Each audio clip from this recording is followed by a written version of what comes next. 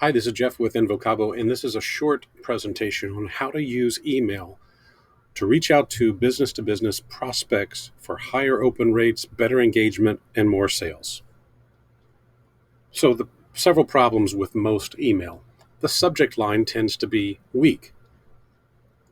Emails tend to be too long. They lack sufficient personalization to be relevant, and there's a failure to touch on major pain points.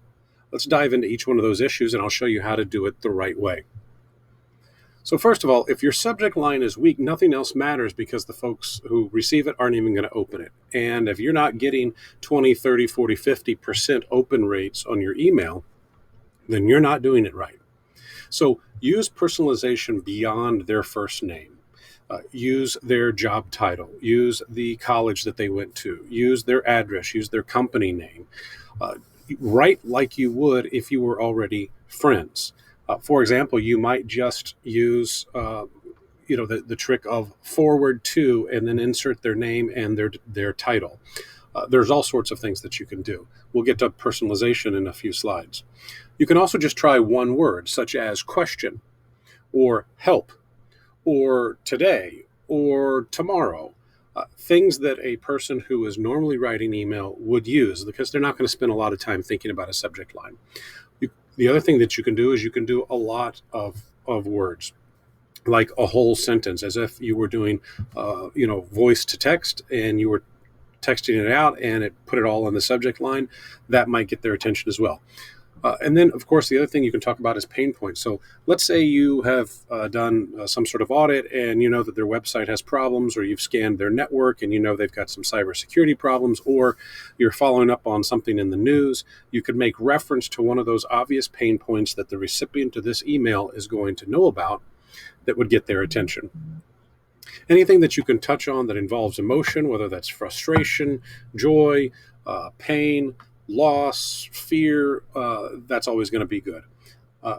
What you want to avoid is being boring, but you can still use boring words that might get their attention. For example, you could say quick question, or you could have question about and then the company name. Or if the person you're contacting is in sales, you could write and say sales question. Right, so those are boring words. They don't appear to be exciting, and yet to a salesperson, sales question is going to naturally get their attention, or even pre-sales question. Or if you're writing to people in tech, you might say quick question about tech, or even better would be quick question about and then insert their particular kind of tech. Or if you're trying to reach the general counsel of the company, you might say quick legal question, or you might say legal question RE and then the company name. Okay, so even boring words, but that speak to something very specific will work. Now, most email that I see in a B2B environment is far too long. Remember that you've only got 3 to 5 seconds to capture your prospect's attention. Don't introduce yourself. They don't care. Don't say, hi, my name is Jeff, and I'm with Invocabo, and we're a marketing agency in Nashville, Tennessee. And by the way, we're wonderful people, and we work hard, and, we have a great work-life balance. Nobody cares about that stuff. So just skip it. Don't describe your business. Don't tell them about yourself. The email needs to be client-facing. It needs to be prospect and benefit-oriented. So just make a claim. If I send out an email, I might say, I've helped other companies insert their niche, their industry, their specialty, double their revenue in 30 days. Or my software performs X. Or we have a process that does this for you. Just make the statement that speaks to what you think their interest is. State a problem that you know they have.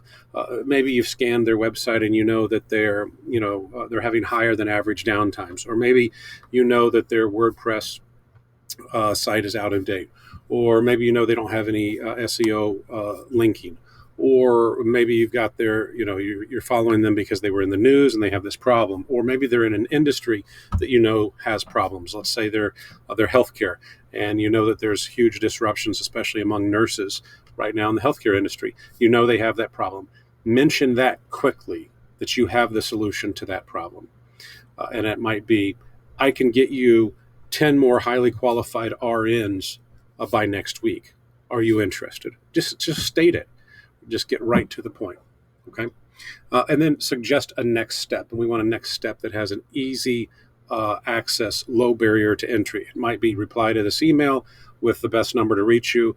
It might be go to my calendar link. It might be download something from this link. It might be something, but go ahead and suggest it.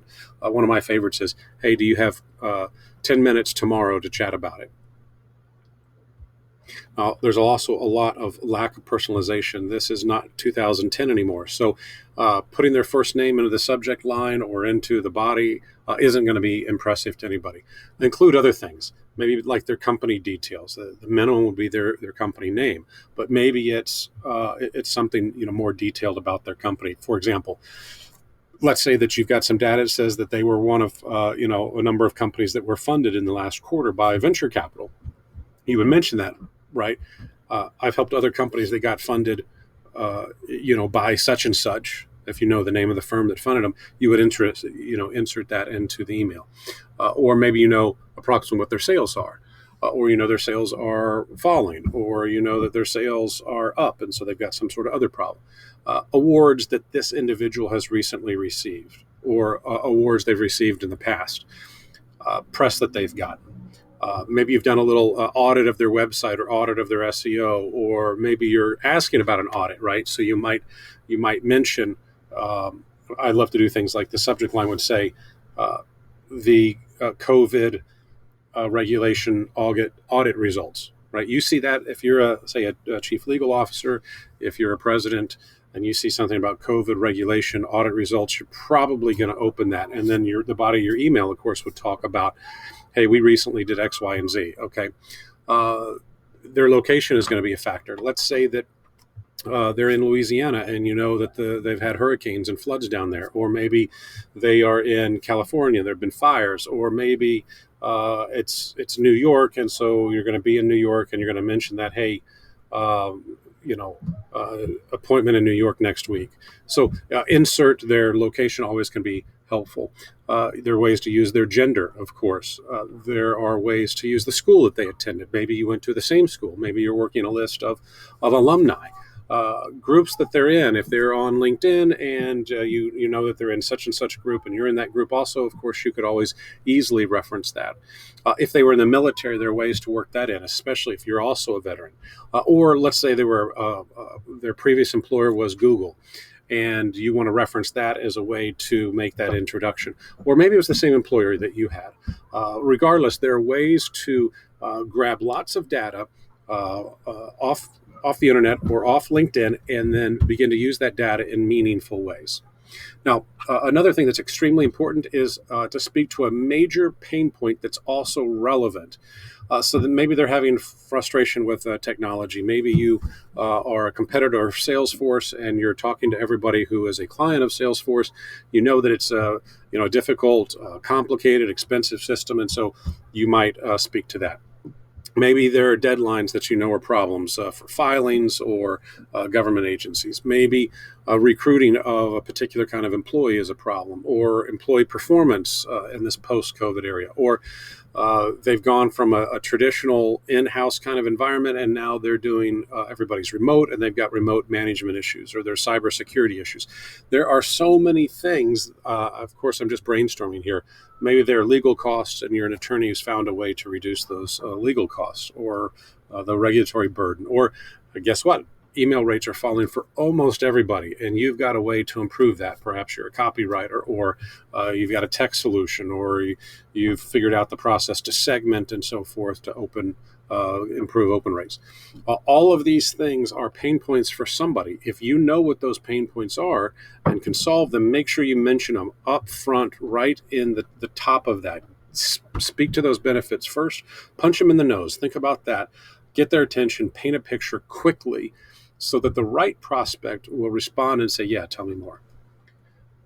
Finally, I think at this point in time and in the foreseeable future, that COVID-related rules are going to be a big deal for employers, whether it's mask mandates, vaccines, their fear about being fined by the government, being sued by employees, all sorts of issues. So if you have anything to do with that, if you can speak to that, or if you've got a solution for some related problem, I think that's a great way to go.